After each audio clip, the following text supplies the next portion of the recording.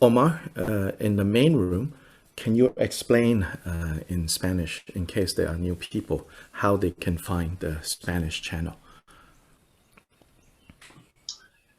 ¿Qué tal a todos? En la parte de abajo pueden encontrar lo que es como un mundito en el cual ahí pueden seleccionar el idioma que ustedes quieran. En este caso hay 3 idiomas, que es inglés, mandarín y español.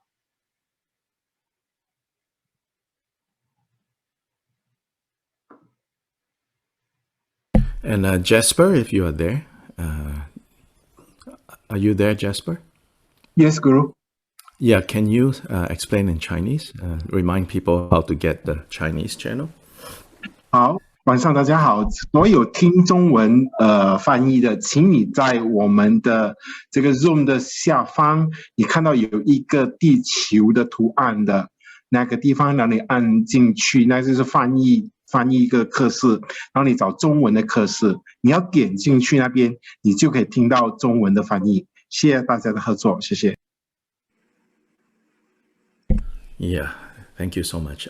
So Veronica and Wei Ting is they are our interpreters today. So just a reminder to the interpreters, when you are done interpreting, hold up something, a book or something, so that I know you're done. Yeah, so Wei Ting, you hold up a book and yeah, hold up something, then I know you're done, then I will continue. I can also watch your mouth if you're continuing to talk, but if you hold up, then it will be helpful. So as usual, we're going to begin with the opening prayers.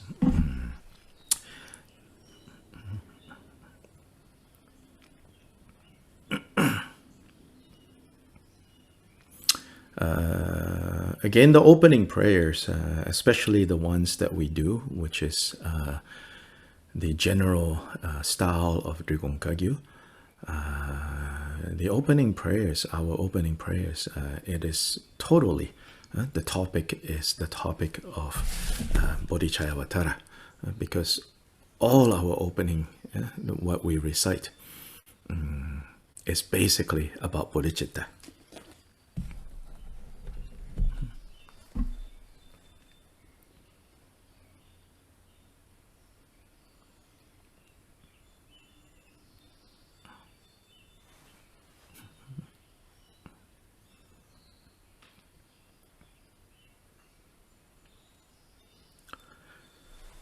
Yeah, so the first aspiration bodhicitta, then action bodhicitta. So obviously they are about bodhicitta.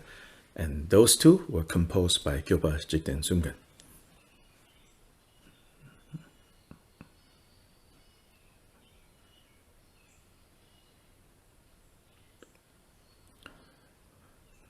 Then the third prayer is composed by Lord Atisha.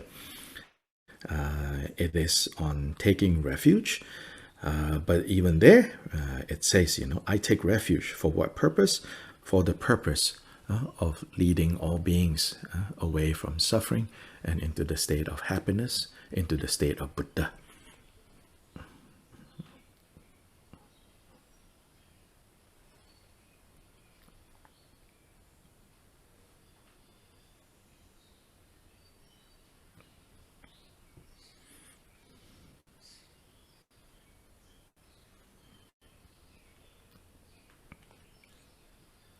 So then, the four immeasurable minds, which is the fourth opening recitation, the four immeasurable minds, again, like it is said, Jigten Sumgen said in one of his Vajra statements, he says that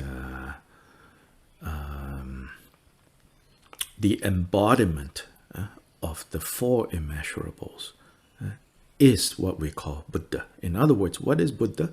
Buddha is the embodiment of these four immeasurables.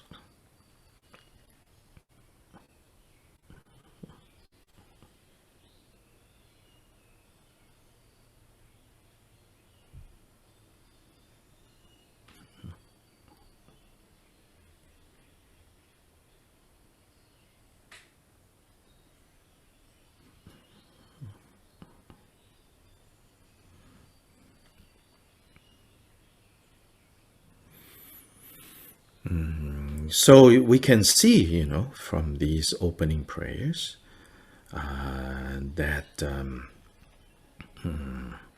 bodhicitta is at the heart of what we practice.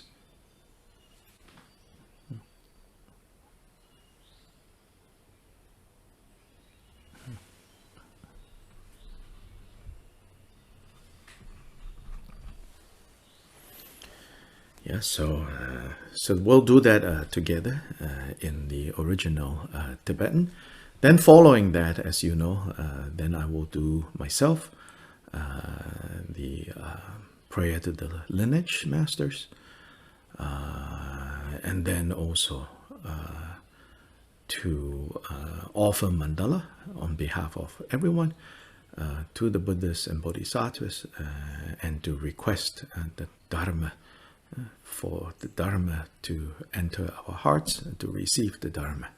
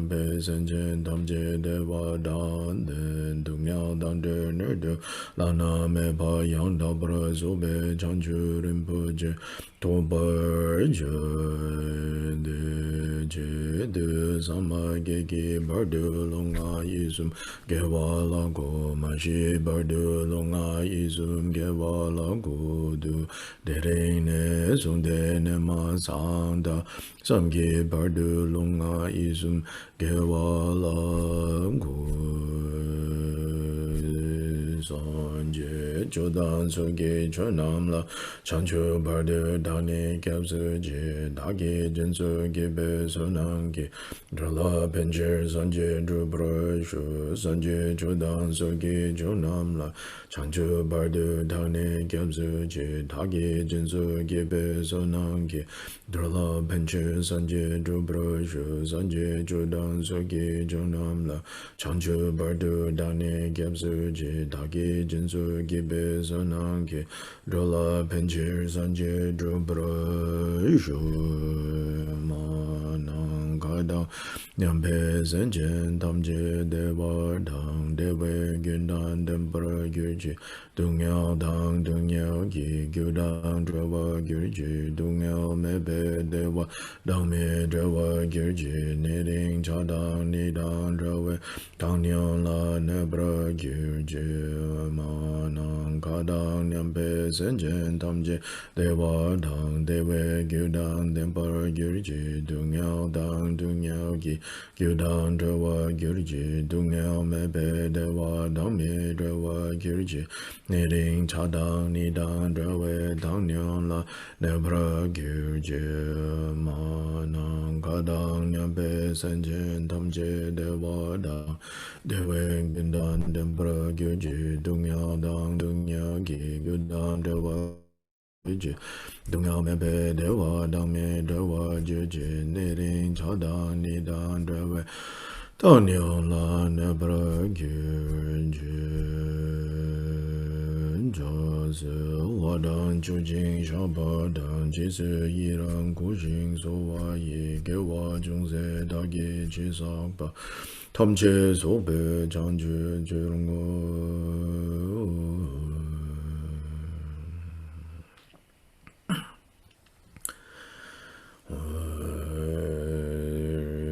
Druje Jamwan Tele Naro Damami Dabo Patruji Dengun Kanden Sunden Zawe Lame Shab Sajula Mayi Dam Chogyun La Sowa Debso Daji Jenju Lo Gyabdengi Dome Zamlinga Rabe Tonson Yung La Kyan Zomen Kyawa Druje Jang Pa Ji Dengun Bo Shab La Du Du Tatu Sam Kyo Kyo Le Me Jinji Lo Shi Tuje Jin Dengi Mbe Sen Negya Simcho de du to prajen je lo hong jin yu jin no jang san pe ma ge sa tong po la ya sen ju ge ngwen dim nyen pe ma ju ne she she do ko do kan do ma bu gu ge ge je se da de ge jin je lam je she so so guru pe ma se de hong o min ju ge yin ge po da ne du sun san je gun ji mo bo ni ran sen ju gung ga su don se pa za we la me sha la so wa de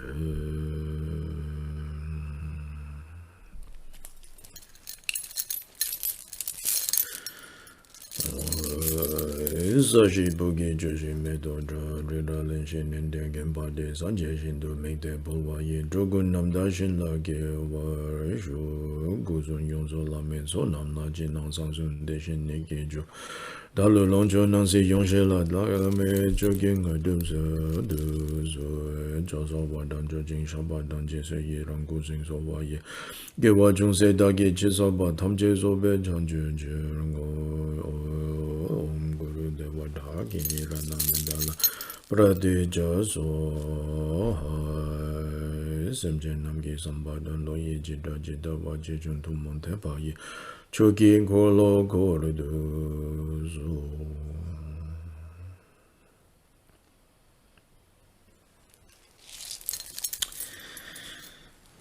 This last prayer that is done is the one for requesting the teachings.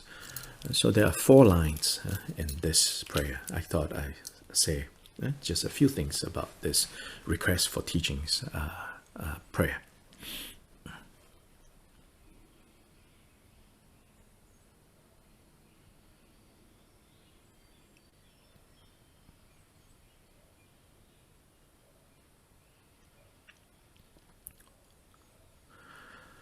Then it says, please turn the wheel of Dharma of the greater, lesser, and common vehicles. First 2 lines. Please turn the wheel of Dharma of the greater, lesser, and common vehicles.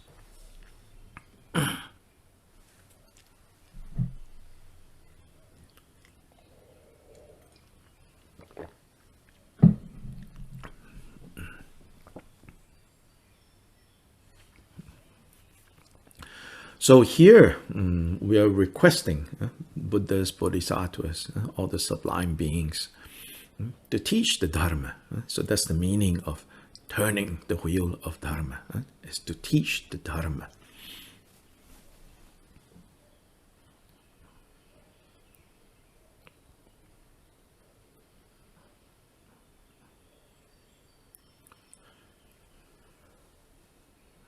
In the biography of the Buddha, it says that after he achieved awakening, after Siddhartha became Buddha, he meditated alone for 7 weeks.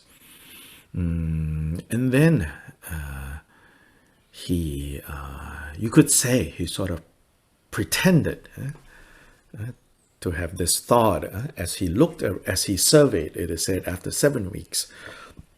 He surveyed the world, and then he said to himself, he said, this Dharma that I have realized is extremely profound, extremely subtle. I'm not sure, if there's anyone that can understand and accept this. So it said that he had that thought.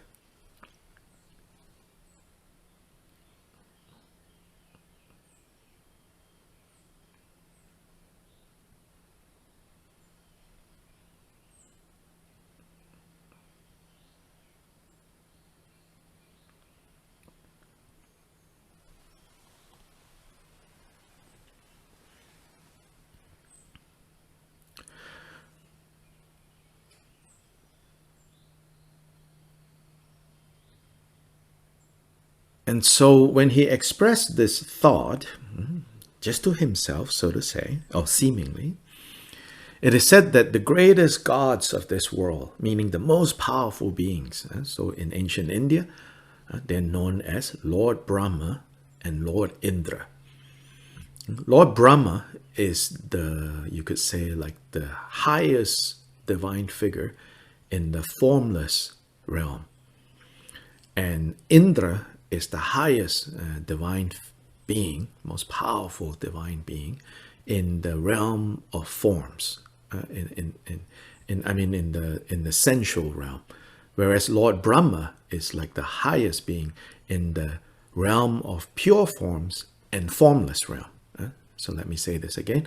Lord Brahma is the highest being in the realm of pure forms and formless realm. Lord Indra is the most powerful in the realm of the senses. It's said that these two gods immediately understood that they have to now go request the Buddha to please do teach the Dharma, that there will be beings who will understand, there will be beings that will benefit.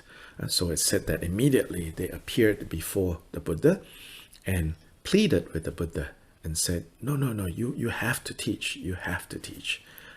Then it is said the Buddha said, yes, in that case, I will teach.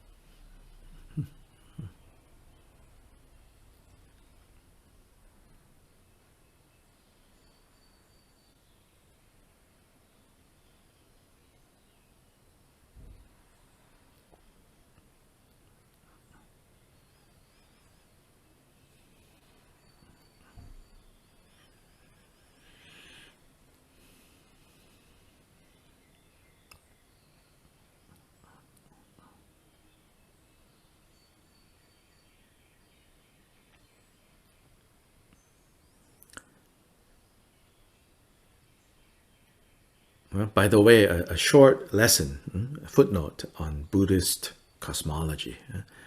It said that this samsara, this circlet existence, is divided into three realms. The realm of the senses, which is includes, in the realm of the senses, it includes like the hell realms, the hungry ghost realm, animal realm, human realm, demigod realm, and the God realms. These are the realm of the senses. In Sanskrit called Kamaloka.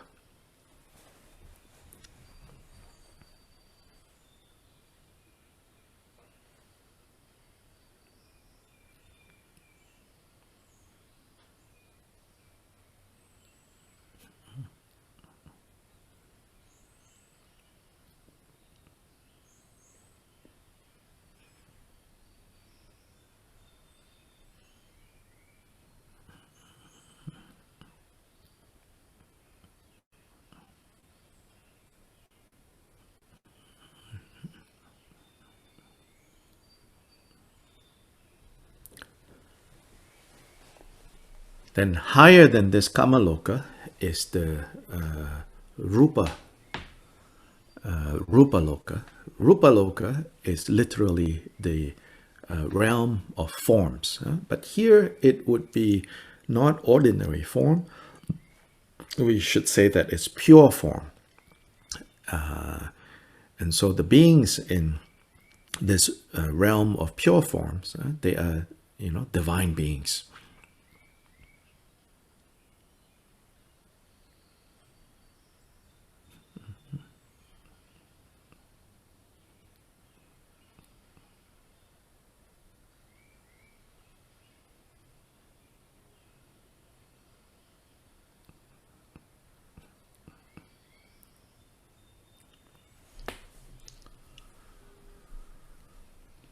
Then above this is the Arupya Loka, which is the formless realms.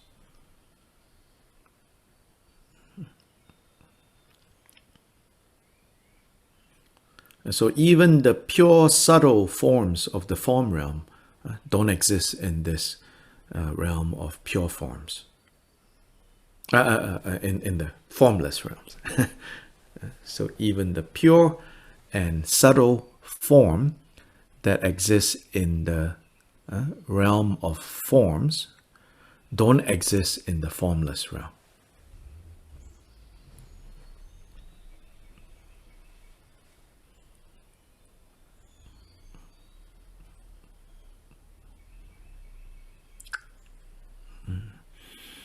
So Brahma, technically, is the boss of the realm of pure forms. Indra is the boss of the realm of the senses.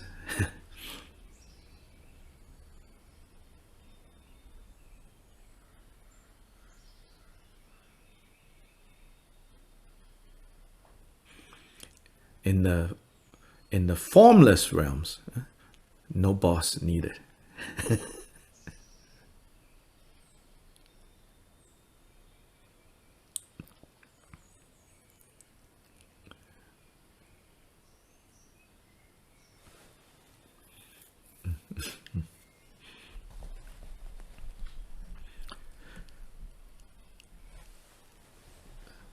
The beings in the formless realms are abiding in very subtle and profound states of meditations. So they don't like interact, so to say, with beings, other beings in samsara. You know, they don't come visit the Buddha when the Buddha is teaching in the human realm.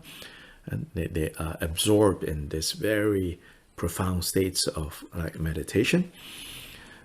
So those are the formless realms. So all three realms are within confused existence. So even though they are in a very advanced and profound states of meditation for like billions and billions of years, it is said, those in the formless realm, nonetheless, they have not transcended, they have not completely left behind, purified all the confusions.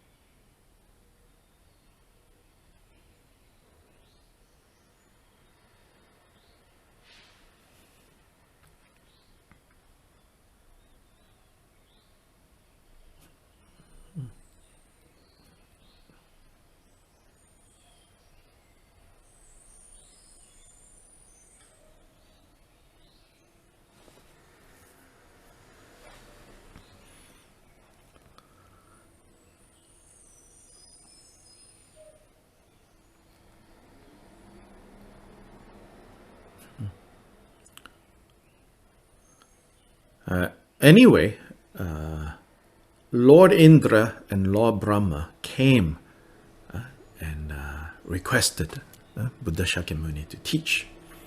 And so then Buddha Shakyamuni taught. Now, one point here we have to understand, is that ultimately, of course, Buddha Shakyamuni will teach. Because that's the nature of being a Buddha. Of course, Buddha Shakyamuni is going to teach. Nonetheless, on the relative level, unless the appropriate causes and conditions come together, then even something as important as Buddha's teaching will not occur unless the proper causes and conditions come together. In other words, Buddhas don't force the Dharma on anyone. So until the lords of this world, Indra and Brahma, come and request the Buddha to turn the wheel of Dharma, the Buddha doesn't do it. Not because the Buddha is, lazy, selfish,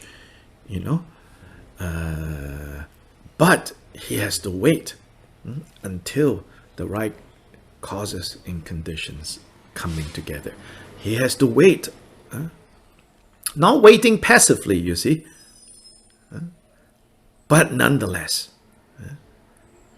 the right interdependence comes together, then it can auspiciously unfold.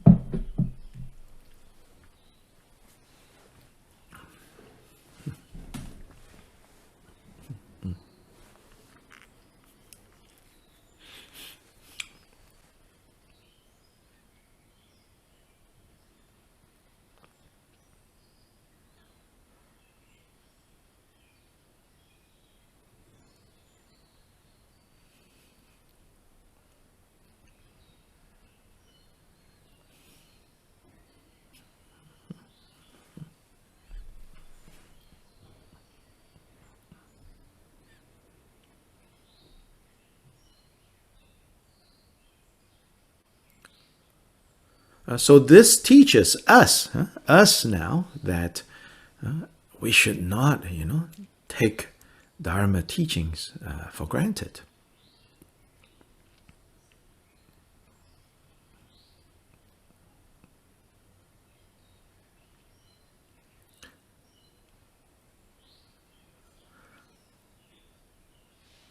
Even for supreme beings like Buddhas, whose very nature is to exist for the benefit of others, even that, the part of the interdependence that is required is for the students, for the disciples to request teachings. So how much more, teachers who are not yet manifested Buddhahood, teachers who are very much still on the path, just maybe a few steps ahead of you, then of course those teachers, sometimes they get lazy, sometimes they get, disappointed, sometimes they get distracted. So our encouragement to them, saying, oh, please, teach us. Oh, please share with us. Oh, please, tell us. We have to do this. If we don't do this, you cannot say, well, it's her job, as a teacher to teach. The interdependence has to be created, has to come together.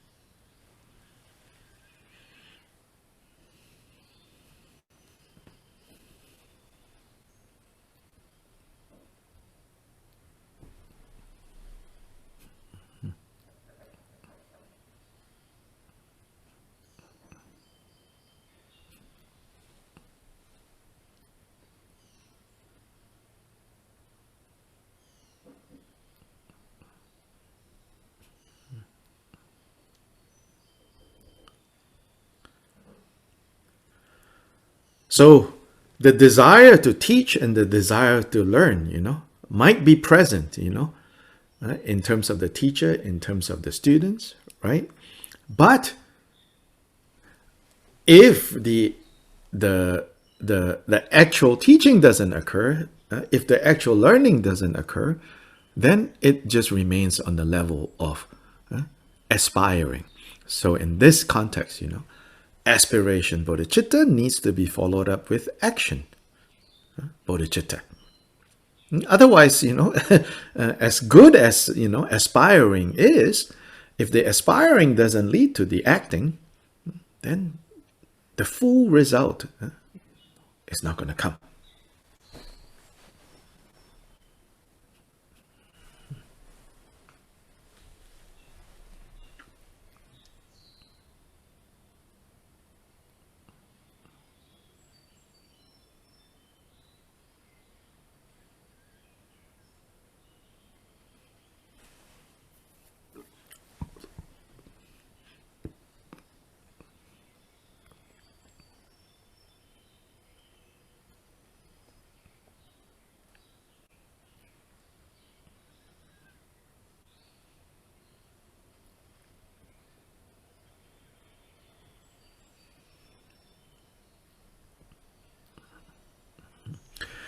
So here, the words here, it says, right, of the greater, lesser, and common vehicles. Or another way of translating this is turn the wheel of Dharma, teach the greater vehicle, the lesser vehicle, and the teachings that are common to both vehicles. That's what it means. Please give the teachings that belong to the greater vehicle, the lesser vehicle, and those that are common to both vehicles. Shared by both vehicles.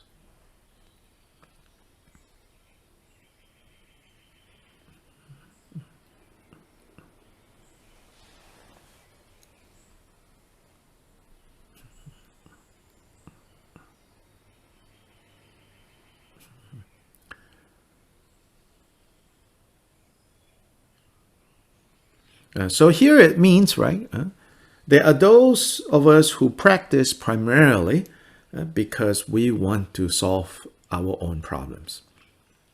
Then there are those with greater capacity, having seen how their own problems are and how they come and how they happen and how they can be dispelled.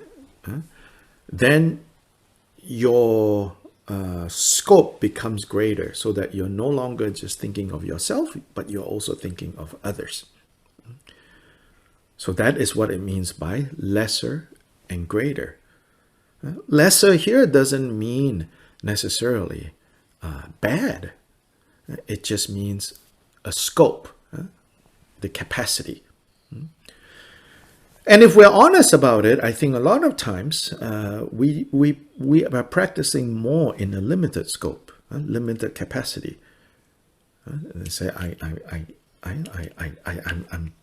need to, clear my own stuff. Now, however, Shantideva wants to say, what Shantideva wants to teach us is, he says, if you look more carefully into this question, you will begin to see how, as much as thinking in the greater scope sounds so impossible, if you really think about it, in fact, the division into self and other is part of the confusion that needs to be purified.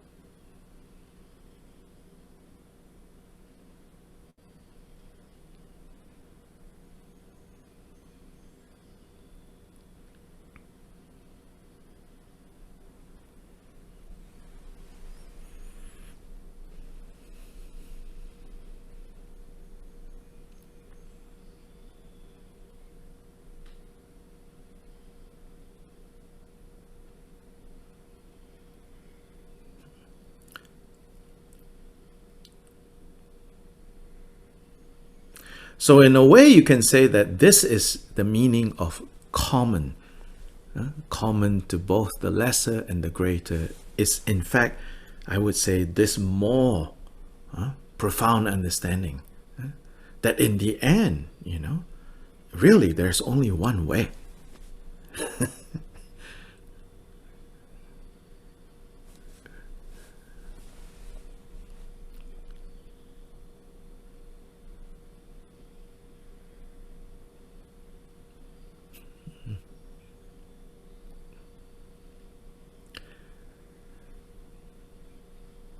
That temporarily, based on our limited understanding of what the Buddha taught, we temporarily might think, oh, there is the way where we only think of our own self, not selfish, but, capacity. We only think of our own problems and how to solve it. And then there is the option of thinking about all beings' problem and solving it, right?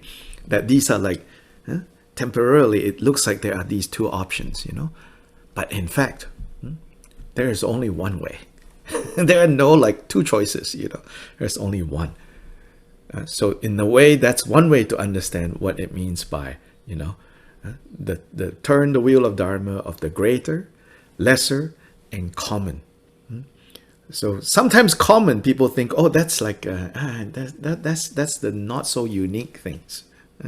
Here, common means, the unifying, the final understanding of it.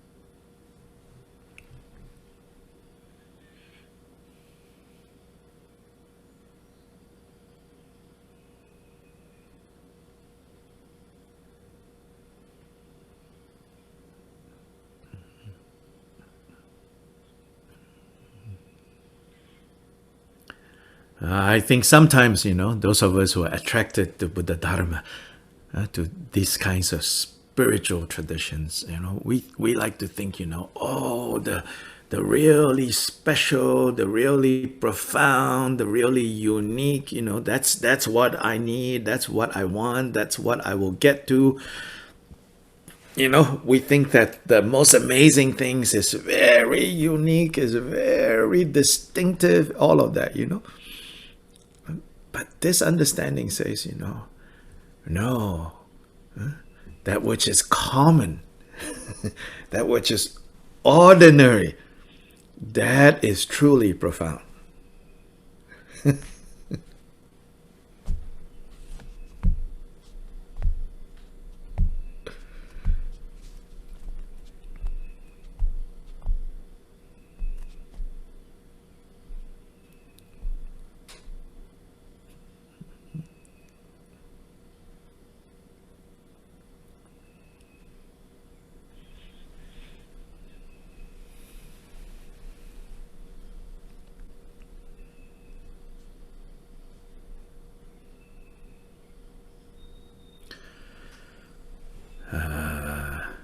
The Buddha taught 84,000 dharmas, but he did not teach 84,000 options to be awake. He taught 84,000 dharmas as the single path to awakening.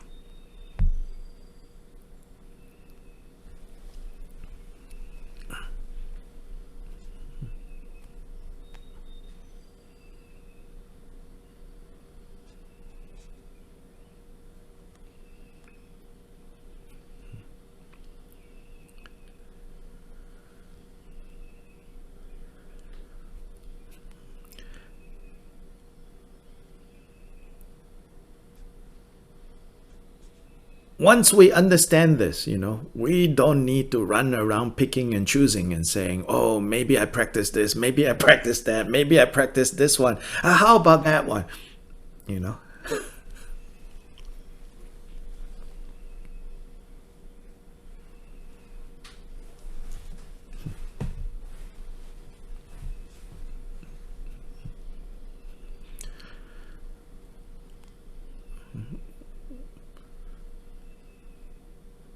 Instead, we will be able to start relating to all the different teachings, methods, practices, and everything as one singular way to awakening.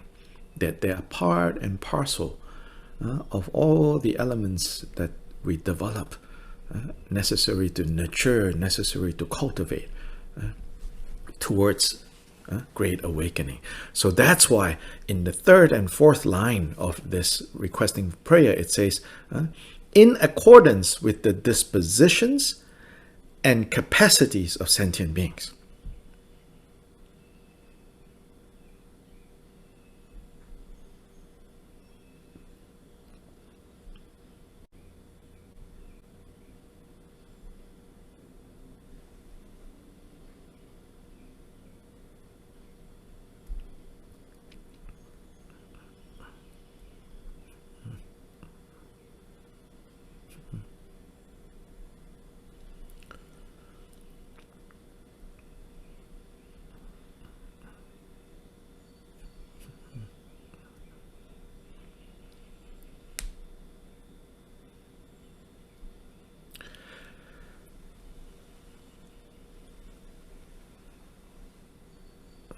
Everything the Buddha taught is for the purpose of awakening into the Buddha state.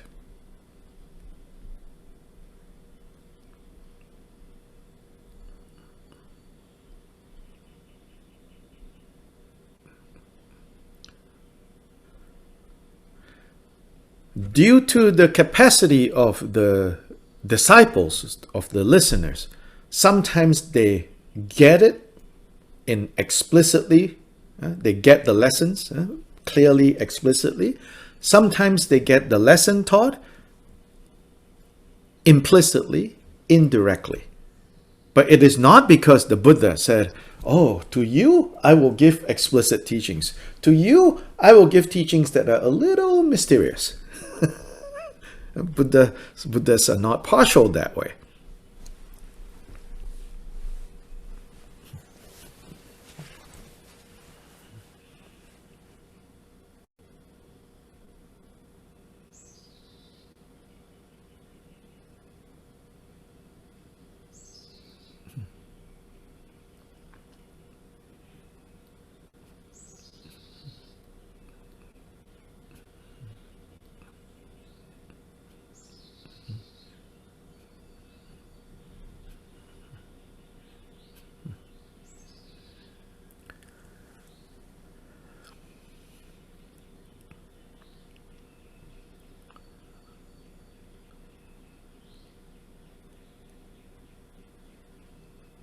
In one sutra, it says, the Buddha spoke one word and it was heard in 84,000 ways.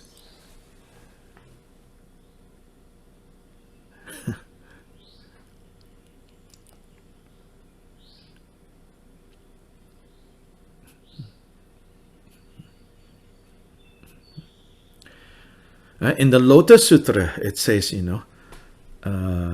Buddha seemed to teach that there is the Shravaka or the Arhat vehicle, there is the Pratyeka Buddha vehicle, and there is the Bodhisattva vehicle.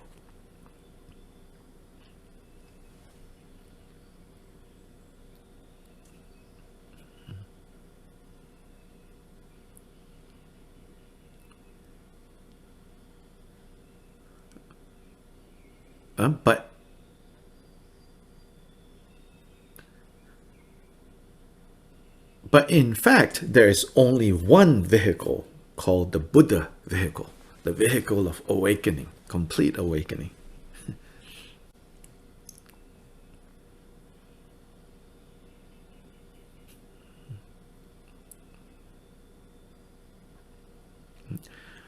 So again, in this way of when we understand this, then when we listen to teachings, when we receive teachings, we don't have to stress so much about, like, oh, but I cannot do that.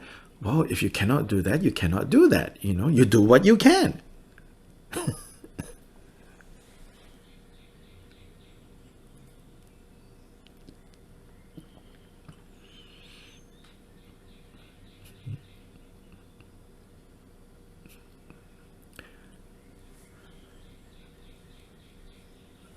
So in this prayer, it says, in accordance with the dispositions and the capacity. So even here, I think is very interesting.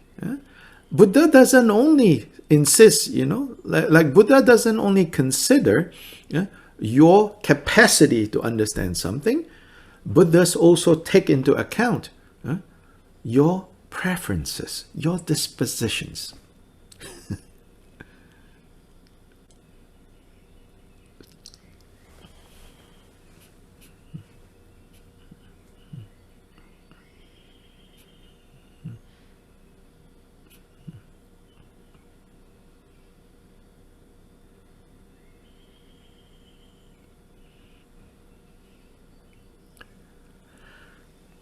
So to those people whose disposition is they like spicy things, Buddha gives spicy things.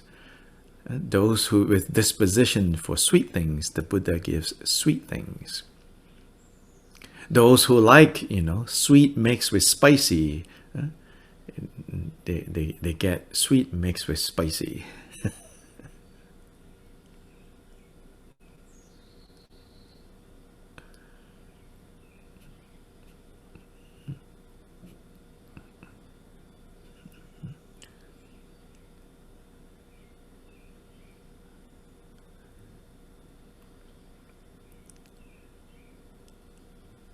Like Mexican hot chocolate, it's hot chocolate with like, spicy peppers. Very tasty.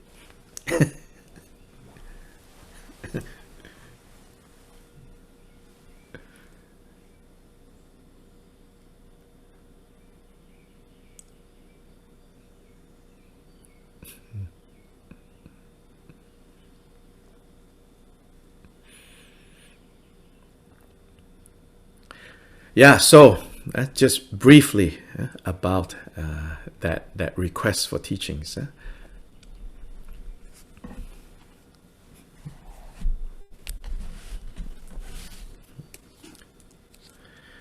There was one question, at least one question, but this question reached me. Questions from last class, the class before. Simple question, but important question, because I'm sure more than one person kind of wondered, And the question is like, in the last class we said, you mentally think whenever you have you experience things that are nice, beautiful, that you like, it says that then you offer to the Buddhas and Bodhisattvas, And so the question is like, what does that mean? How do you do that?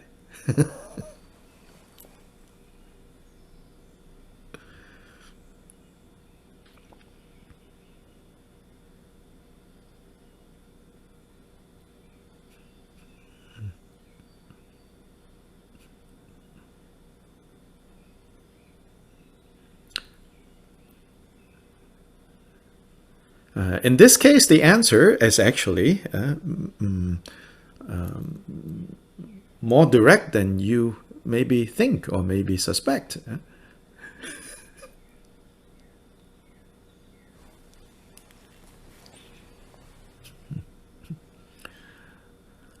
So as you are about to, like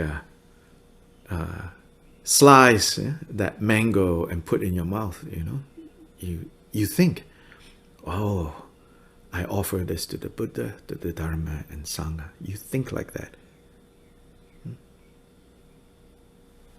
That's how you offer.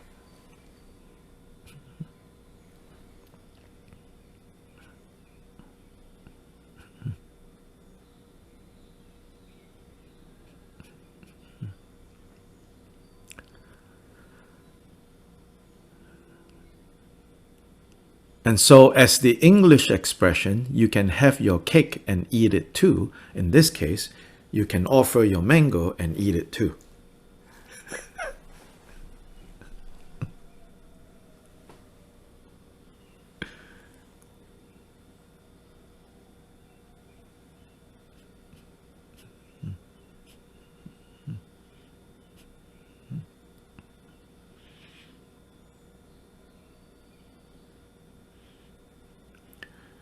But of course, you cannot just keep just doing that, offer whatever and eat it too and use it too, especially if there's someone else sitting around next to you. Don't just like cut your mango and say, oh, I offer to the three jewels. Yum, yum, yum, yum. You get your own mango. Then it's not going to work,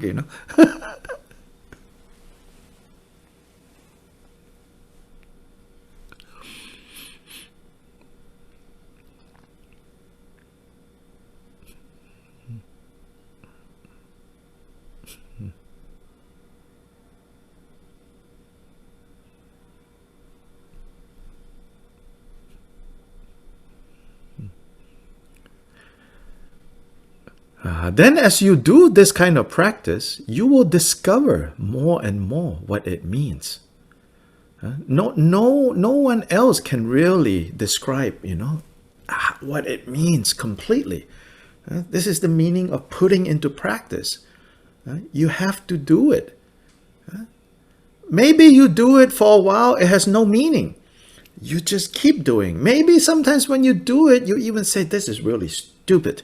Why am I doing all these things, I'm just going to go sit and watch my breath. I don't want to offer mangoes anymore. Then you will never really get it because you're unwilling. Then it's not going to work.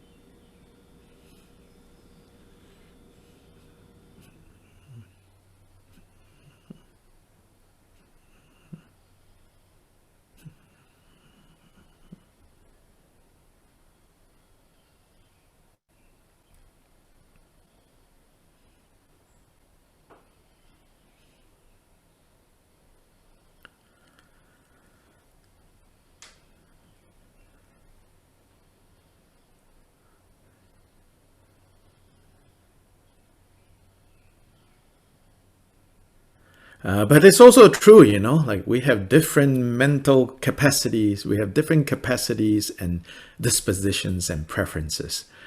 A few years back when I was in Taiwan, I met this couple. We were traveling together. And this couple, somehow when we were talking, the wife kind of just said, we were talking about something and the wife said, yeah, this is the difference between me and him. Him referring to her husband. She said, 8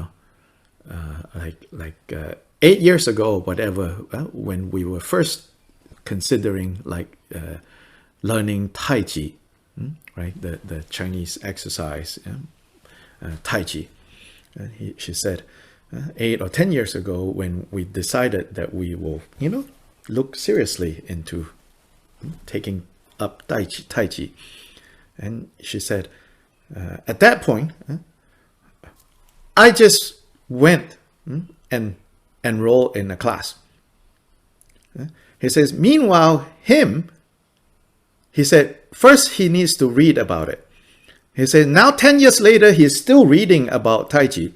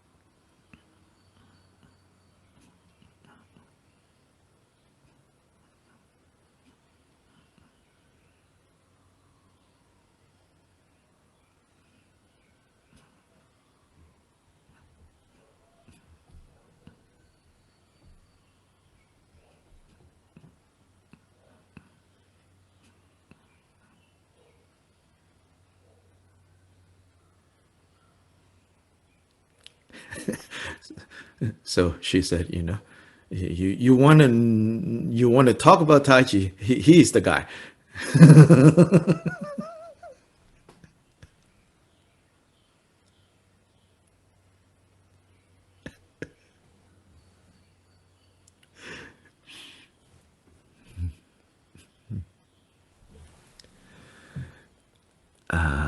Let's see. I think there was a question that came through. Oh, there's a question. Do we need to purify the food before offering to the triple jewel? It depends, yeah. If you were preparing as an offering, putting on the shrine, yes, of course there are things that you do that you purify. But in the context of what Shantideva is talking about, what we have been talking about, he says, you think. Here he's talking about mental offerings. In that case, you purify with your mind. You give up attachment. So the more important thing to purify really is our grasping onto things. But you should not think until it's completely pure, I cannot offer. Then in that case, again, you will never get there. Start where you are, that's all.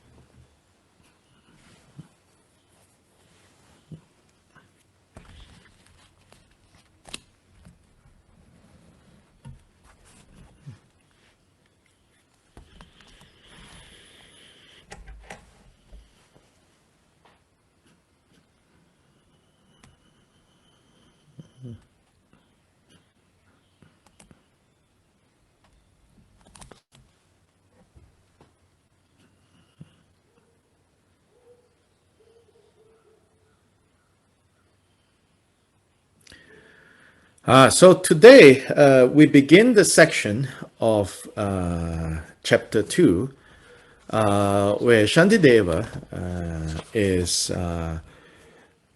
talks about the practice of confession. This practice of confession is a preliminary, is a ngondro for generating bodhicitta.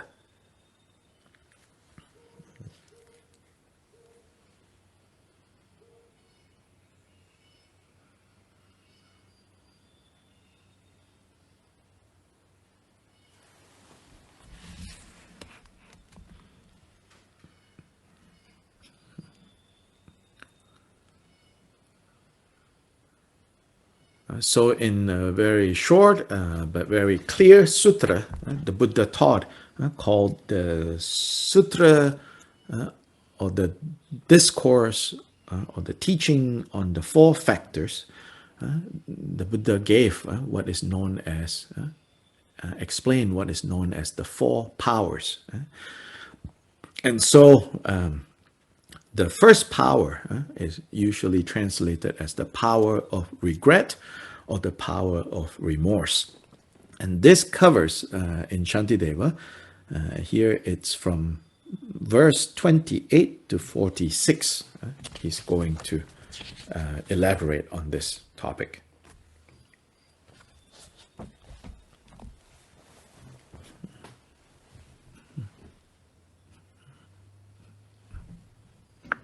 Sorry, Dr. Lee, is the chapter 2 from 26 to 46? 28 to 46. 28 to 46. Okay, chapter 2. Yeah, okay.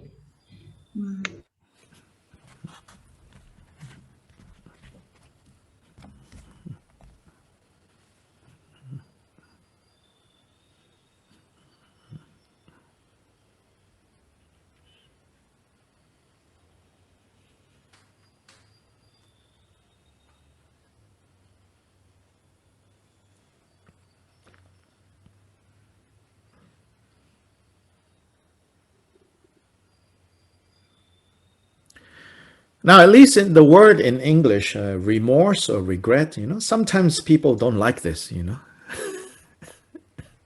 Sometimes people don't like this word, because it makes me feel bad. I don't like this word, regret, remorse, because it makes me feel bad.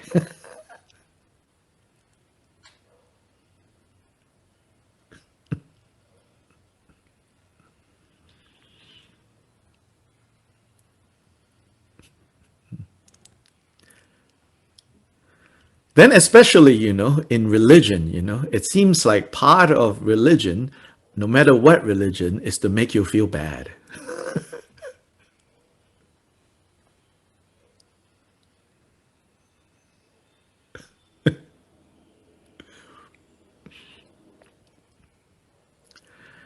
But if you really think about it, only two types of people don't feel bad.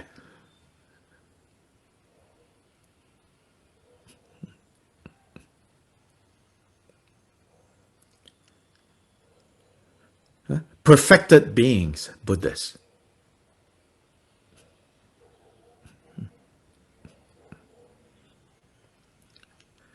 And people without a conscience.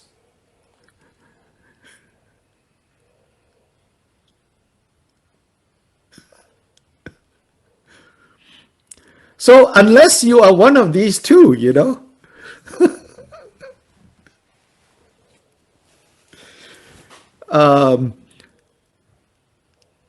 regret and remorse necessarily is there, or naturally is there.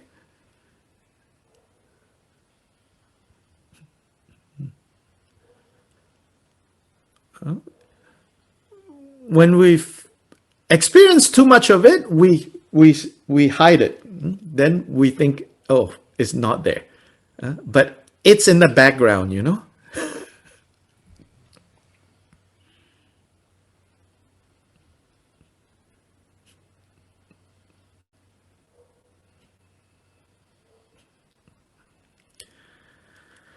And then sometimes we even glorify, we have like slogans like, live without regret, Sounds really good.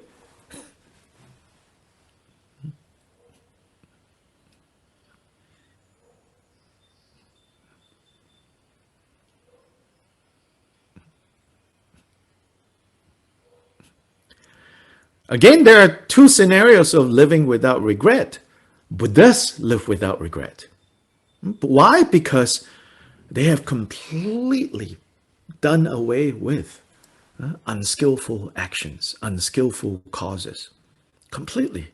So they live without regret, of course, because they have no basis for regret to arise.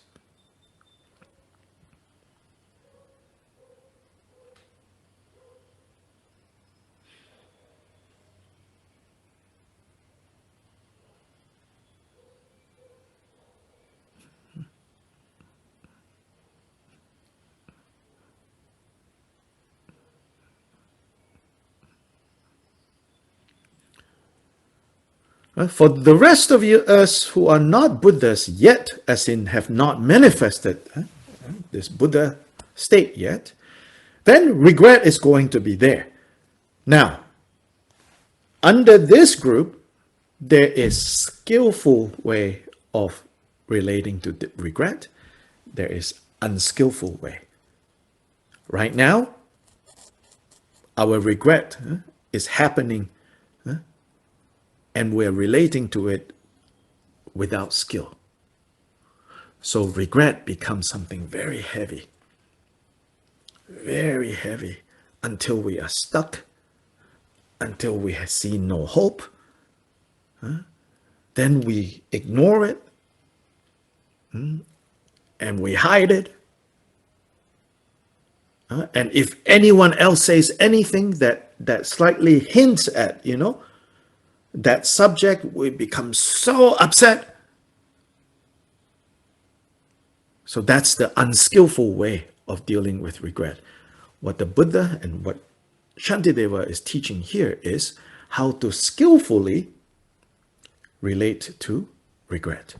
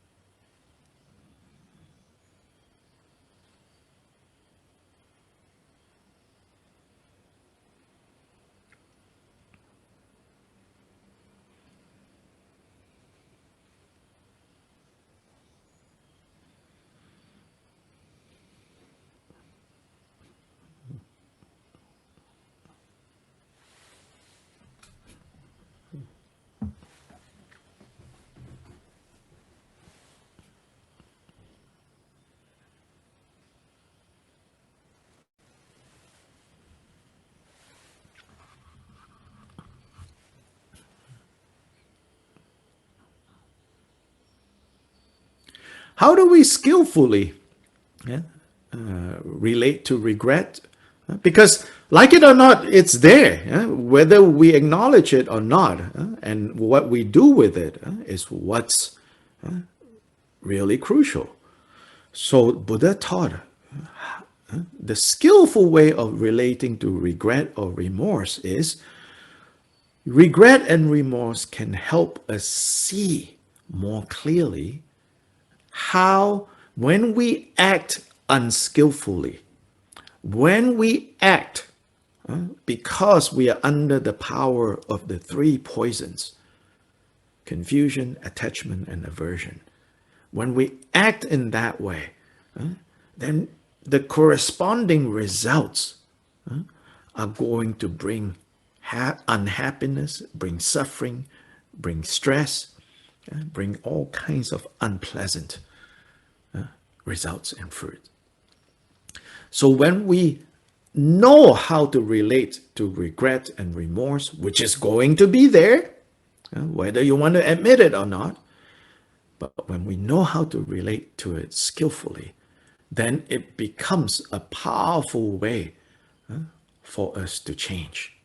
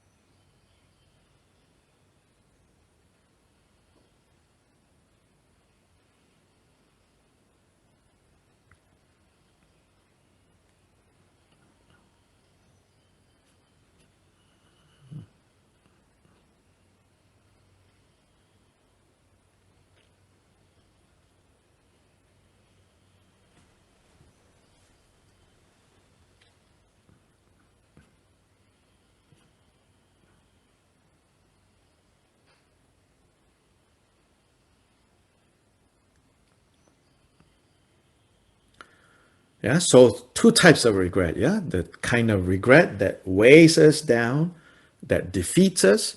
There's the kind of regret that we can use to help us change our ways. So it's this second type that Shantideva and the Buddha is teaching us to apply.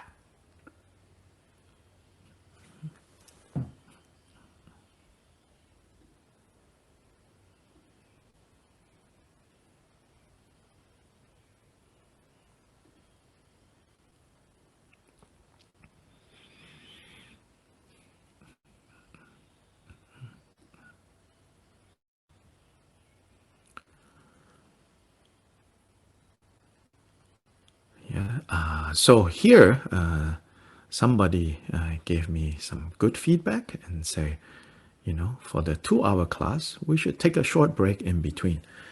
Also for the interpreters, especially, they work very hard. So 5-8 minutes break even, just can get up, walk around a little bit and sit back down is very good. Yeah, so we're going to do that from now on. So I'm going to share with you while we take this break, for those who just want to sit quietly or meditate. This is Kenjen Gonjo Gyaltsen Rinpoche reciting the Manjushri mantra. Yeah? So we'll take a short break.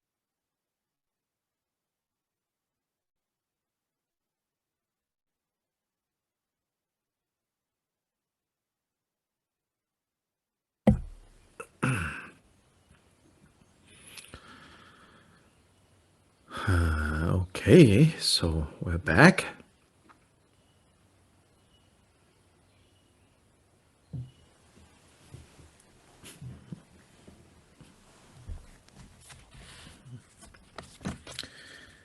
Let's see, Veronica, when you are back, let us know. Good. So like previous classes, what we're going to do now is we're going to read this section together. So in the interpretation room, you all can also read in Spanish and Chinese. So from 28 to 46, okay, let's read this. In this and all my other lives, while turning in the round without beginning, blindly I have brought forth evil and incited others to commit the same. Deceived and overmastered by my ignorance, I have taken pleasure in such sin. And seeing now the blame of it, O great protectors, I confess it earnestly. Whatever I have done against the triple gem, against my parents, teachers, and the rest, through force of my defilements in my body, speech, and mind, all the evil I, a sinner, have committed, all the wicked deeds that cling to me, the frightful things that I contrived, I openly declare to you, the teachers of the world. It may be that my death will come to me before my evil has been cleansed. How then can I be freed from it? I pray you, quickly grant me your protection. We cannot trust the wanton Lord of Death. The task complete or still to do, he will not wait. In health or sickness, therefore, none of us can trust our fleeting, momentary lives. And we must pass away forsaking all. But I, devoid of understanding, have for the sake of friend and foe alike provoked and brought about so many wrongs. But all my foes will cease to be, and all my friends will cease to be, and I will also cease to be, and likewise everything will cease to be. All that I possess and use is like the fleeting vision of a dream. It fades into the realms of memory, and fading will be seen no more. And even in the brief course of this present life, so many friends and foes have passed away, because of whom the evils I have done still lie unbearable before me. The thought came never to my mind that I too am a brief and passing thing, and so through hatred, lust, and ignorance I have committed many sins. Never halting night or day, my life drains constantly away, and from no other source does increase come. How can there not be death for such as me? There I'll be prostrate upon my bed, and all around my family and friends, but I alone shall be the one to feel the cutting of the thread of life.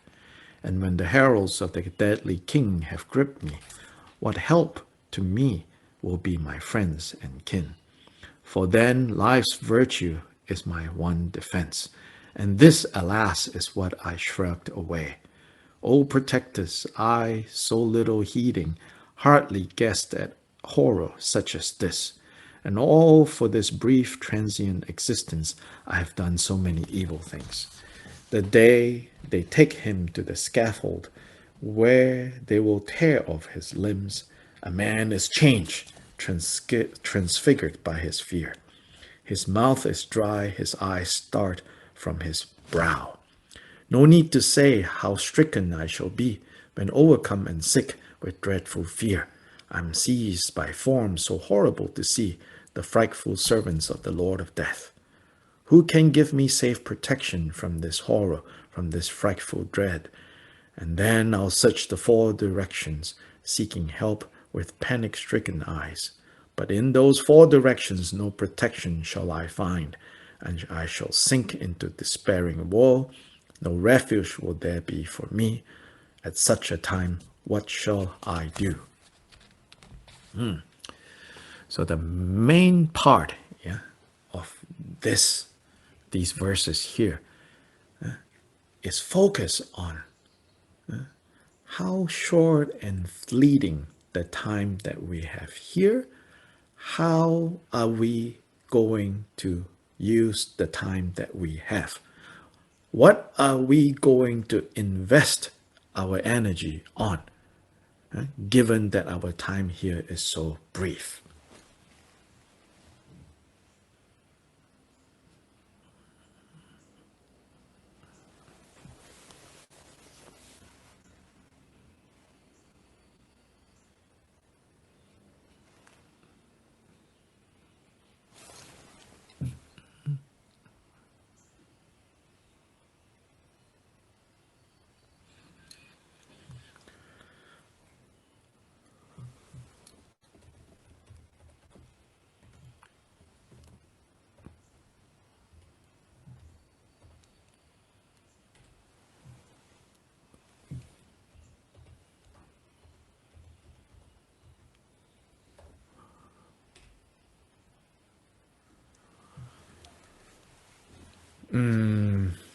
So this really, the way, this so-called power of regret, what Shantideva is doing here is to say, look, the time that we have here is very short. You might think, 80 years is a long time, 90 years is a long time. And that is if you make it to 80, 90 years. Many of the people, majority of the people, I think, that died, in the last 24 hours, probably didn't think, in the next 24 hours I'm going to die. Yeah, some maybe. But we never think about that. And so when we become heedless, when we don't pay attention to how little time we are actually here, and then instead we invest in all sorts of useless things out of attachment and aversion. That's what makes actions unskillful. Unskillful actions due to ignorance or confusion is the direct cause of suffering. We need to see that.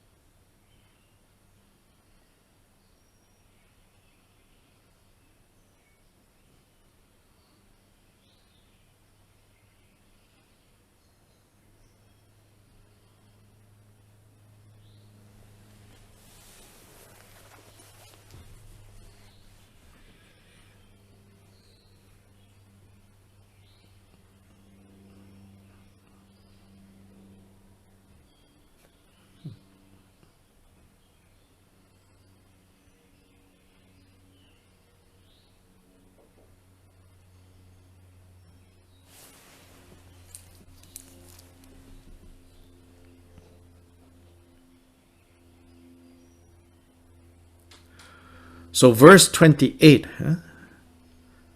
he says, again and again, through so many lifetimes, blindly, that is the key word, blinded by ignorance, blinded by confusion, then I have created evil. And not only that, I've also encouraged others. Maybe with words, sometimes without words, doing things to kind of contribute to others similarly creating suffering. Evil in Buddhism basically means creating the causes of suffering. I have done it, and I have caused other people to do it blindly.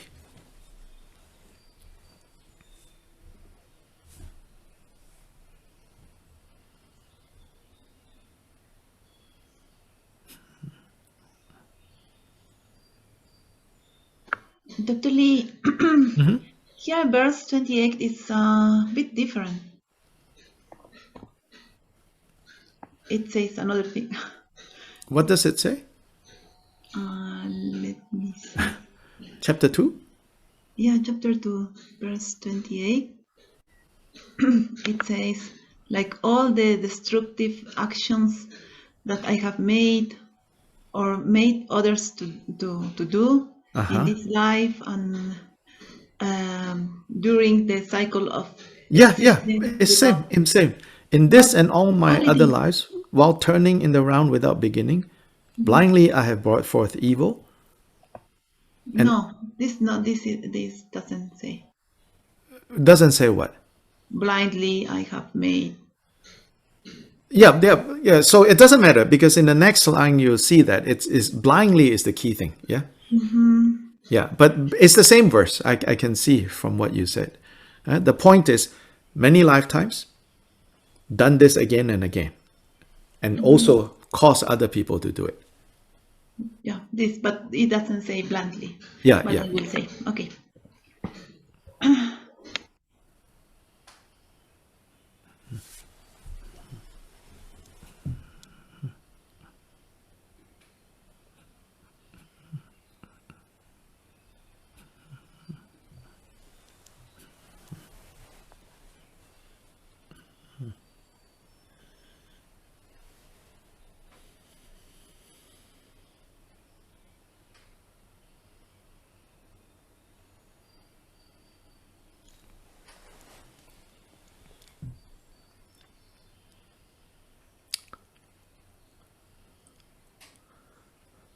Yeah, I think Antonio maybe just pointed out that he has compared and he thinks that the Spanish translation is based on Alan Wallace's translation.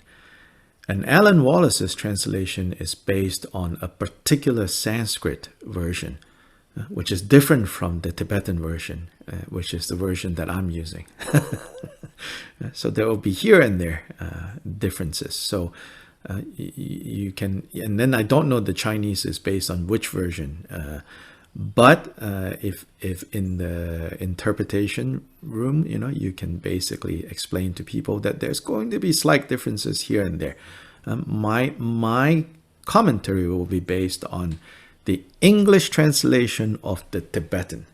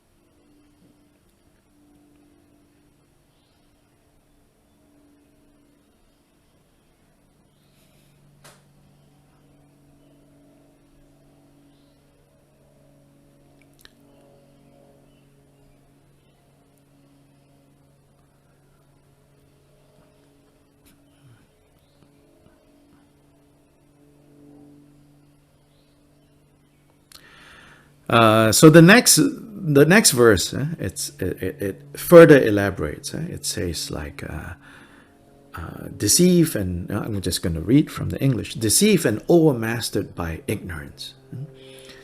Because of ignorance, and we know this, and Buddha taught this very clearly, because the root cause of samsara is ignorance, or I like to use the word confusion, Because of this confusion, I even take pleasure, I even enjoy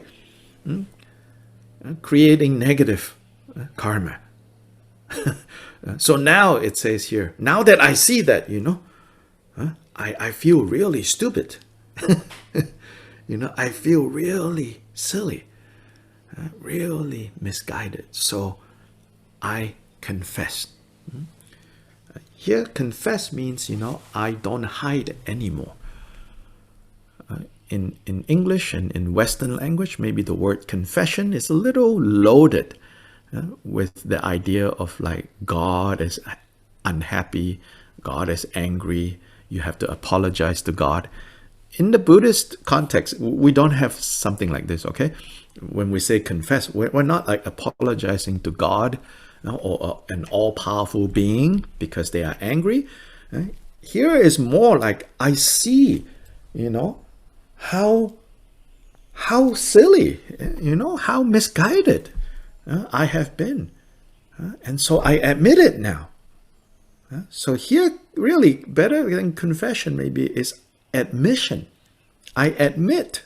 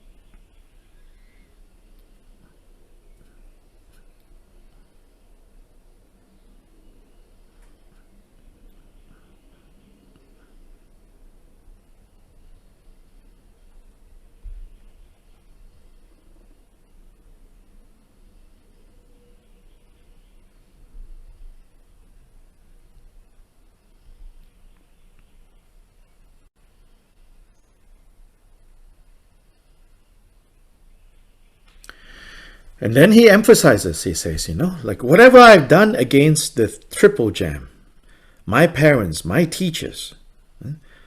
So these three are singled out because these are those who have been most kind to us. So even those who have been most kind to us, out of our confusion, out of our ignorance, out of not seeing, out of blindness, out of darkness, we have even, instead of repaying their kindness, we have acted in ways that harm them. So particularly, those unskillful things that I have done, that instead of repaying the kindness of those that are kindest to us, we have retaliated out of confusion. Here really, the point is that it's not saying that we are bad people, that we are like rotten. It's saying that no, we are confused. And out of that confusion, we create such a big mess. So this we need to see clearly. This we need to admit.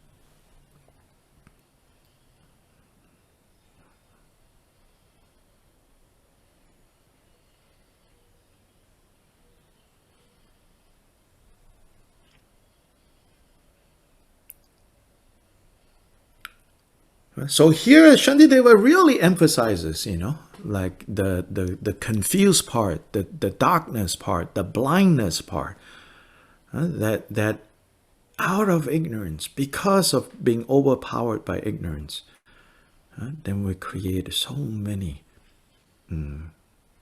negative actions.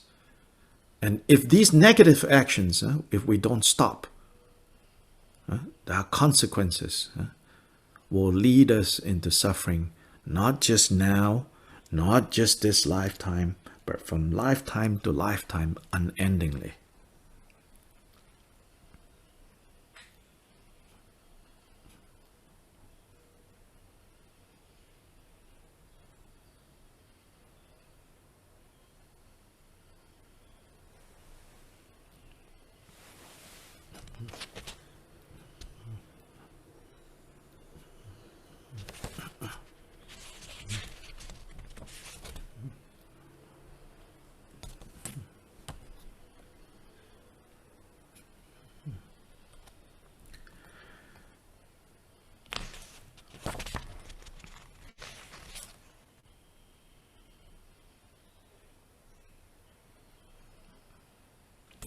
Verses 32 to 46, the rest of this first section of the four powers, to me is some of the most, I think, beautiful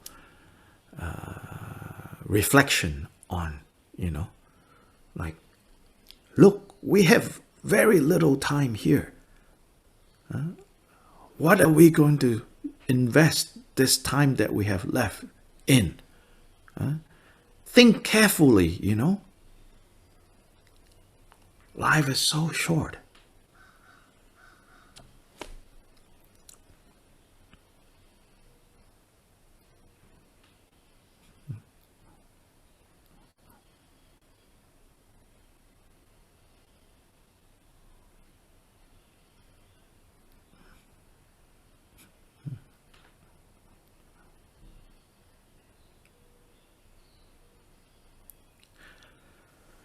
And the people that turn up in our lives, we habitually label them friends and enemies.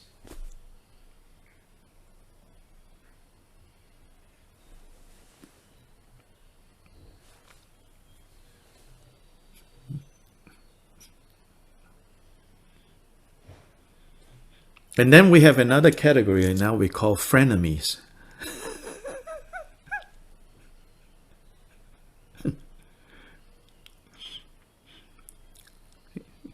That's also true, But really, here's again the key. We label as friends and enemies. Then, for those that we consider to be friends, meaning those that we like, those that we see is, we want to benefit. Then enemies, those that we don't like, those that we want to harm. He says, like, look, how many of these friends and enemies have come and gone? How many of them, in the end, can do anything for you? Nobody.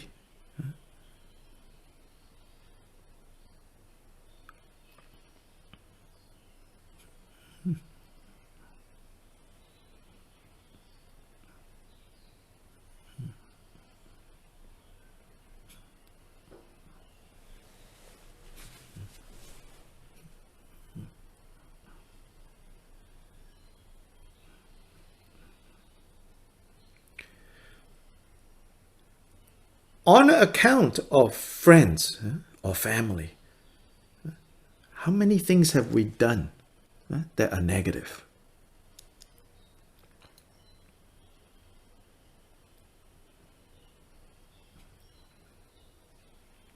He wants us to see that. Shantideva is not saying, don't care for your friends and family.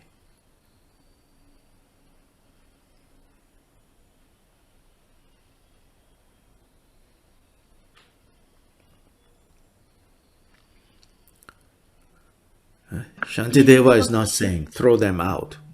Dr. Lee. Mm-hmm. Dr. Lee, just Can you please Yes. repeat the last sentences about the friends? Yeah, how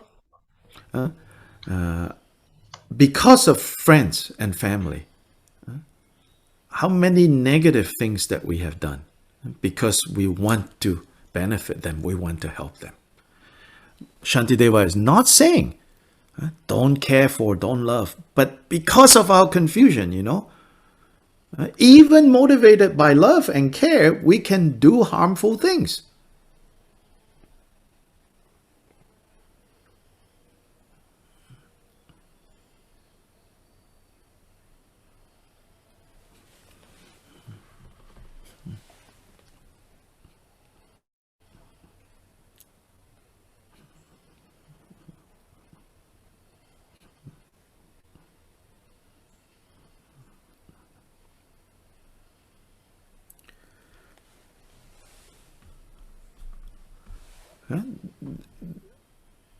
This is how dangerous confusion or ignorance is.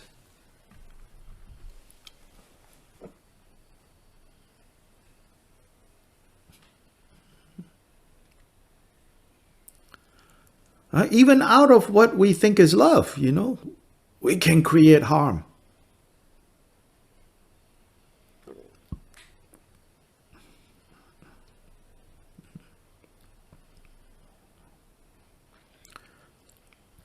Even out of love, we kill.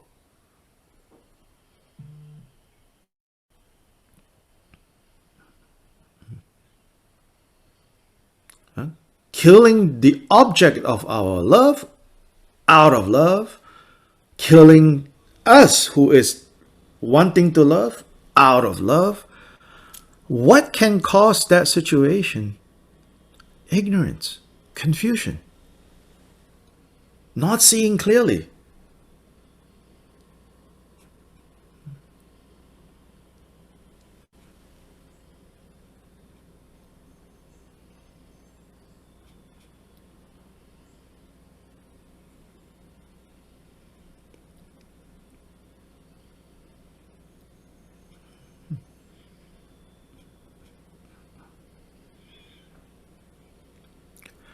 Verse 35, he says, all my foes, all my enemies will cease to be. All my friends will cease to be. And that means they are all going to be gone.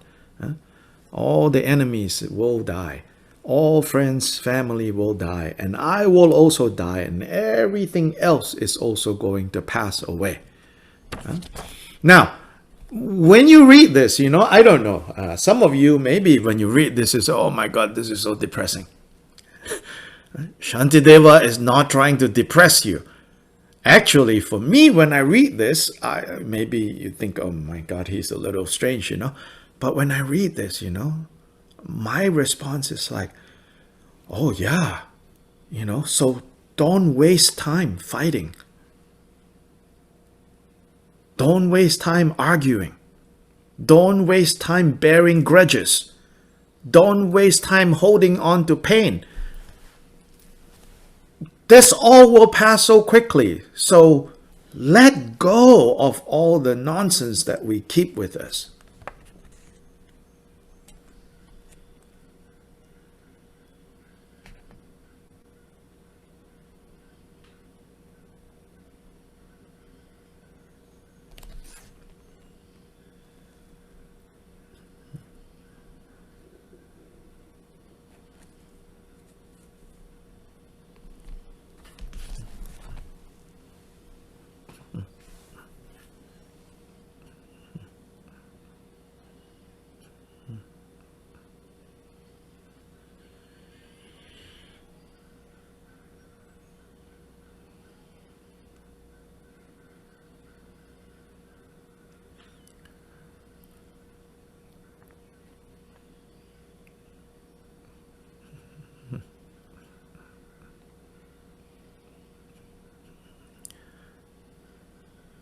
In a famous quote from the Dhammapada, the Buddha taught, the Buddha's words as recorded in the Dhammapada, there's a famous quote that says that hatred is never overcome by hatred, but only through love can we overcome hatred.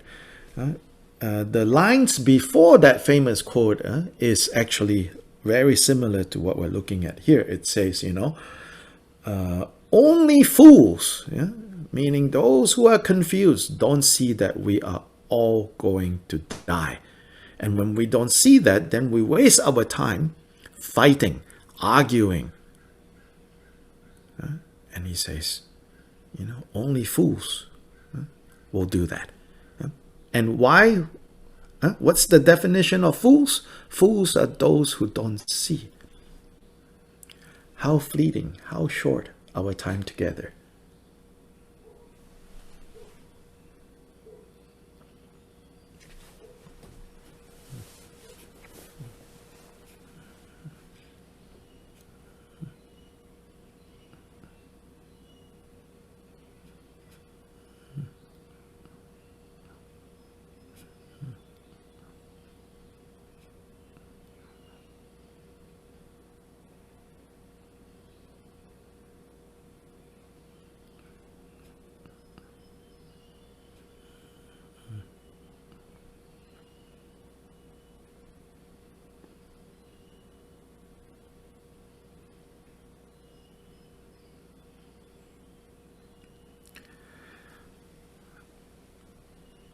If we can see, like, our lives, it's like being on a bus ride, and at different stations, people get on, people get off. So sometimes maybe, some people get on, and due to their own, stuff, whether in consideration, whether, for whatever reason, right? Maybe they bump into you, maybe they don't pay attention that you are there, or maybe for no reason they yell at you. But this is just a bus ride. What's the point? It's so short. They will get off at the next station. Just let it go.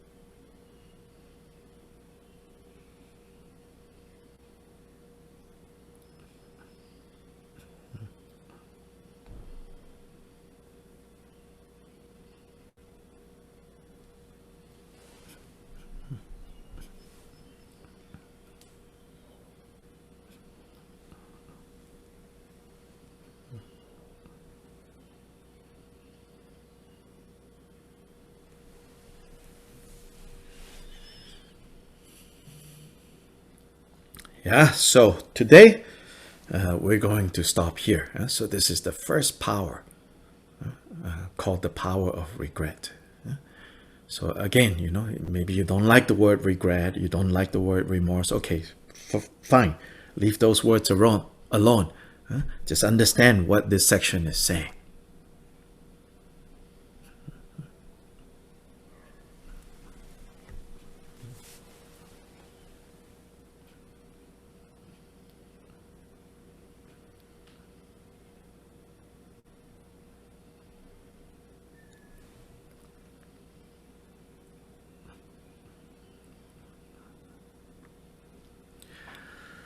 Yeah, so one announcement before I forget. This Saturday, we will not have this class because His Holiness the Drugong Kyabgun is leading a Zoom session to commemorate the Mahaparinirvana of Kyoba Jigten Sumgun. His Holiness will be doing this from Taiwan. So I'm sure many of you already got the information. If not, it's being very extensively shared on Facebook. You can go look for that information.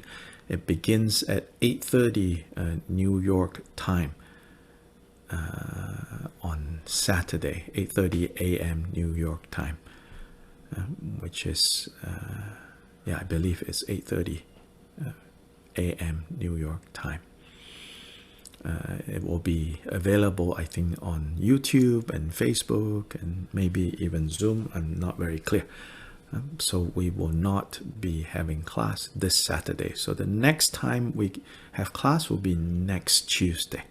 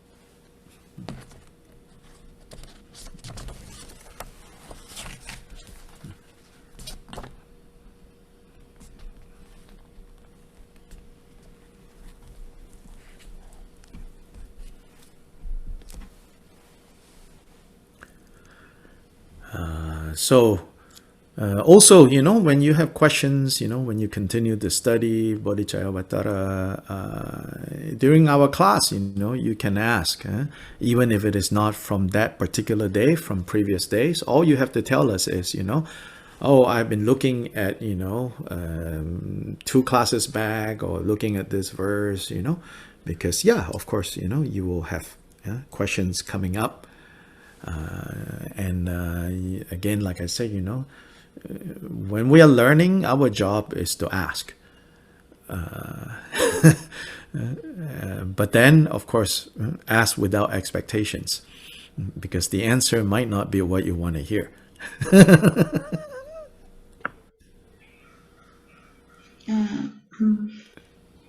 Dr. Lee, Yes. maybe a question, maybe for the next lesson. No? It's about the difference between the regret and guilt. These 2 things that I always have been hearing, no? Yeah. So easy. So the question is, what is the difference? Sorry, Dr. Yeah. for interrupting. Can you repeat the question? I cannot Yeah, hear. yeah, I'm doing this. So the question is, you know, what is the difference between regret and guilt? I actually already explained it. I said, you know, regret is going to be there, whether you like it or not, because we all have a conscience, you know. Yeah. The unskillful one will make you heavier and heavier and heavier and heavier until you give up. That's guilt. The skillful one is what we call regret here, which it will illuminate things for you. It will let you see clearly what you were doing in the dark. Yeah? The difference between those two.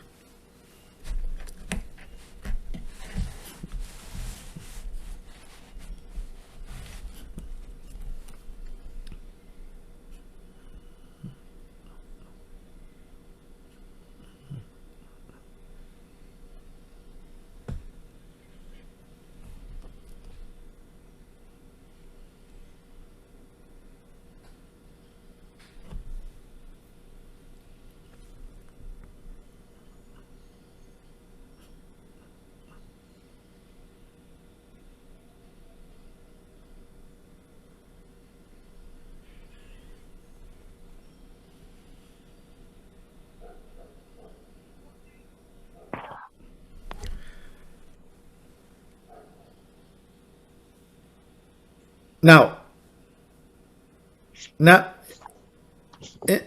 these 2 are always mixed together, you know. I should also say that. It's not as if, you know, like one is like a car and the other one is like an apple. Clearly different. No. These 2 are always mixed together. Through our practice, we separate the 2.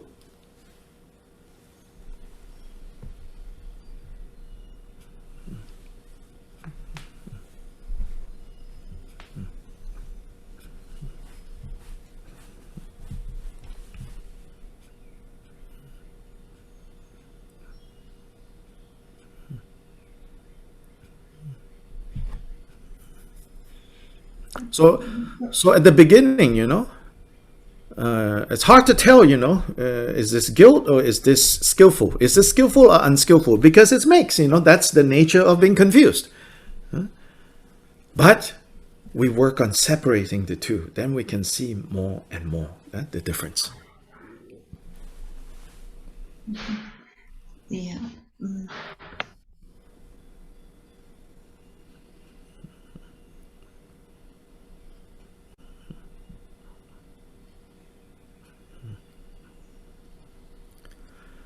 Sometimes, teachers talk as if, things are so clear, No, these are just, conceptually they can be clear.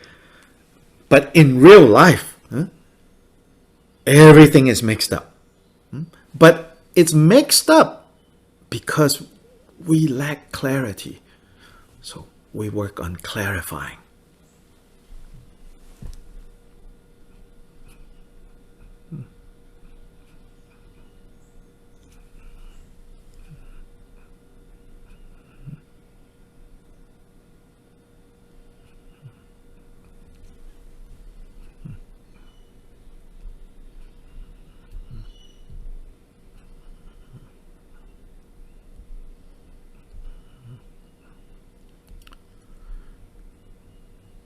Yeah, there is a somewhat, I guess you could say, fancy, sounding practice in the Dzogchen tradition. Part of the Dzogchen preliminaries is a practice called Korde Rushen. Korde Rushen means like drawing a clear line between samsara and nirvana. So it's a set of kind of rather interesting, unique practices. But the underlying principle of drawing a line between samsara and nirvana, meaning drawing a line between confusion and clarity, that is a good summary of what the path is about. The path is about increasingly differentiating between confusion and clarity.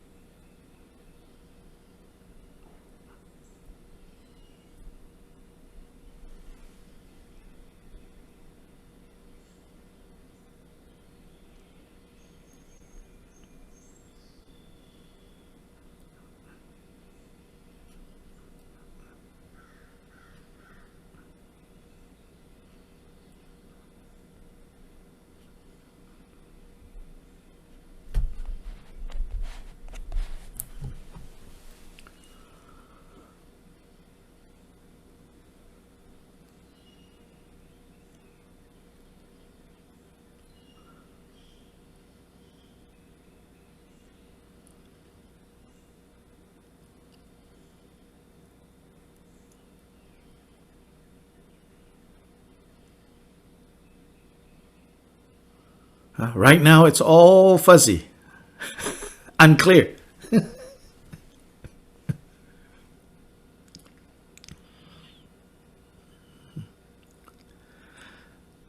Joyce, I think you have your hand up. Yeah, yes. I have a question about chapter 5. Shall I hold it till we get there? Oh, yeah, definitely hold it. Chapter 5 is a long, long way from here. Lisa? Yes, thank you. I just wanted to say I'm having a kind of a hard week right now. And I realized my mind goes right to this text. Help me. Yes. I value it in some kind of way I can't really describe to myself. It's really, it's a treasure outside of me, but it's really a treasure inside of me. Yes, really yes. So I just want to say thank you so much, Dr. Lai. Yeah, sure. You studying the Bodhicharyavatara, because for practice, I went and thought about all the people since the 8th century that found this treasure. Right. Really a treasure. So what's like you were saying today, I'm just going to focus on not wasting this treasure. Right. That way I can respect all the people who also didn't waste it. That's right.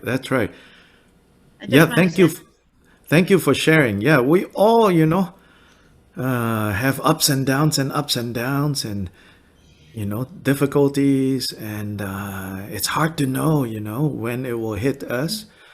But this is the real protection that the Buddhas give in the form of the teachings that they gave us, So when we pray and say, "Oh, please protect me," sometimes we think, like, "Oh, they're going to put a force field around us."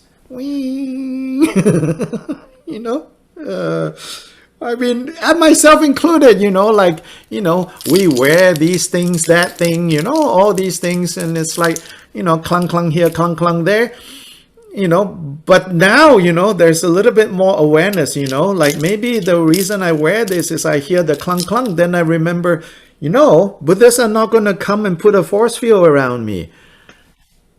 Buddhas gave us these teachings, such as Shantideva, and I need to use this as a force field around me, which is what you just shared, that you have been able to do, and this is just wonderful, Thank you. Dr. Lee, there are 2 questions on the chat. Okay, yeah, let's see if that waiting translate. May I read, or? I can see it, so I will. Yeah, thank you. But you can go ahead and summarize what I said about Lisa's comment. Yeah.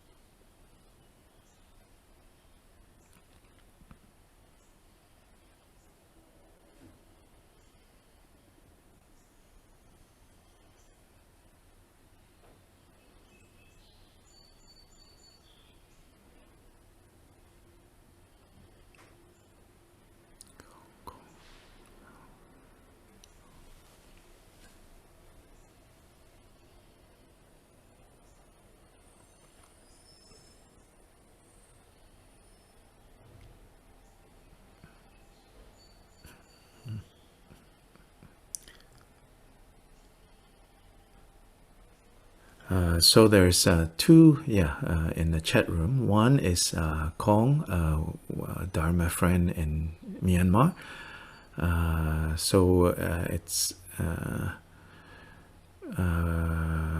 It's about karma. Yes, the teaching on karma can sometimes sound like we are blaming the victim. Because we say, oh, if something negative happens to you, it's the ripening of your karma. So now, especially, political, activism, social activism, there's this phrase that we should not engage in victim blaming, which, yes, on the regular level of conversation, victim blaming is a big problem. Like, for example, when there's something, let's say, happen between a man and a woman, and it went wrong, and then it's publicized, right? Victim blaming would be to say, well, the woman, she behaved this way, that way, and therefore, and then that's how she got into trouble. That's what we mean by victim blaming, and that is a problem. It's like, no, you, the man, has caused that harm. Don't say, oh, the woman, dressed this way, walked this way, and then made me do. You, So that's like what we mean by victim blaming. Then sometimes karma, teaching of karma, if we don't skillfully explain it. And if we ourselves don't understand it clearly, it can kind of turn into victim blaming. So that is very true. That's very true. So today, of course, we don't have time to go into this, but hopefully, in the context of studying Shantideva, it will become clearer and clearer, what karma means. Yeah. So just definitely karma cannot be used to blame the victim.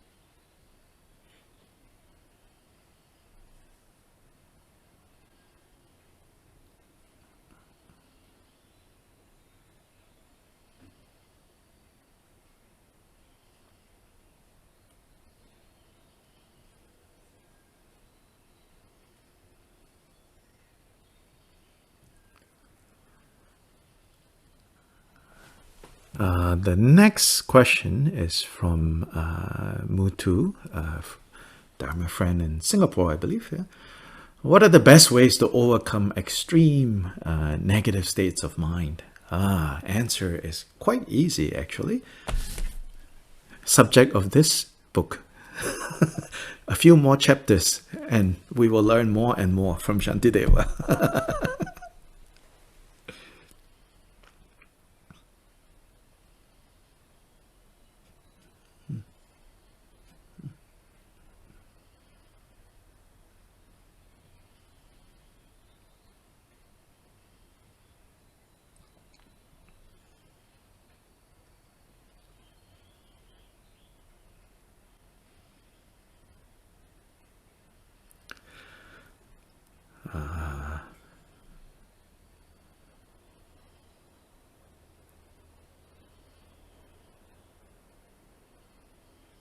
But meanwhile, basically, don't grasp, don't fixate.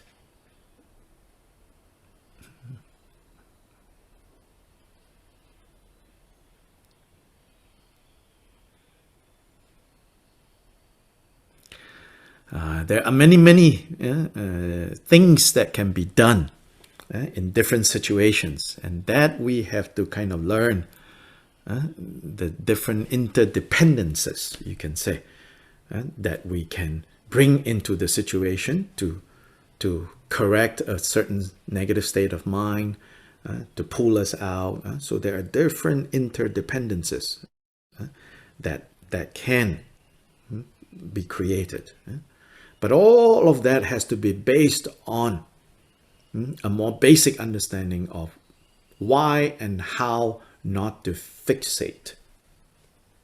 Until and unless we decide that fixation is a fault, is a problem, and that we can unfixate, until we have that underlying understanding and principle guiding us, then all those interdependencies that can be brought together in different scenarios and situations won't work so well.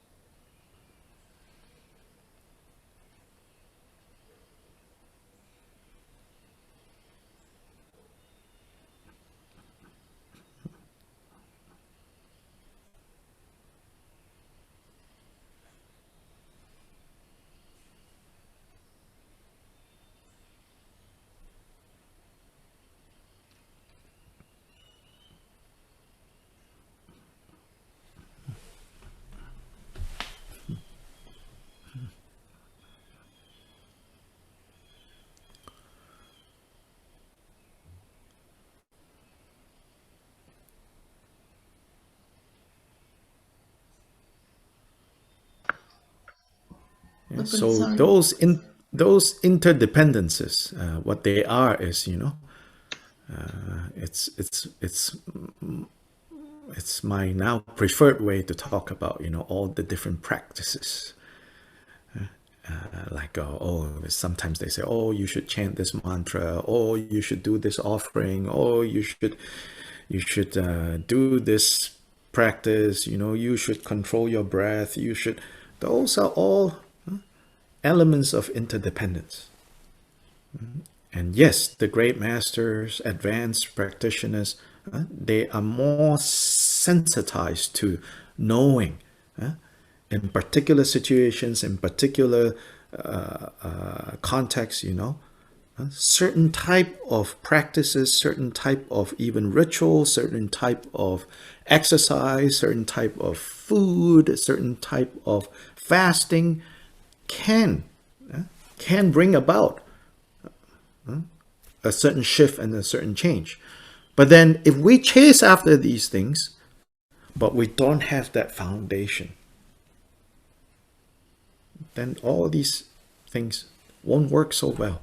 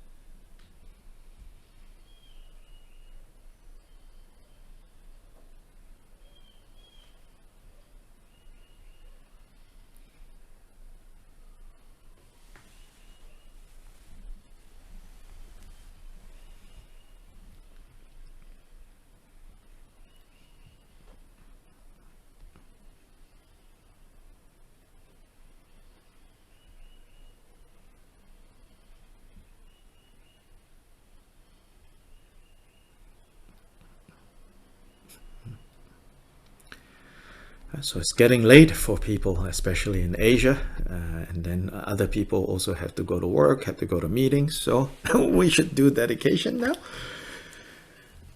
Chanju semcho rinpoche ma ge barnam ge gyuche ge ba nyam ba me ba yang gong ne gong du pel war shou. Again, the next time we meet for this series is next Tuesday. Thank you. Thank you. Gracias, Dr. Lee. Thank you, Rinpoche. Atta! Bye. Bye-bye. One on. Gracias.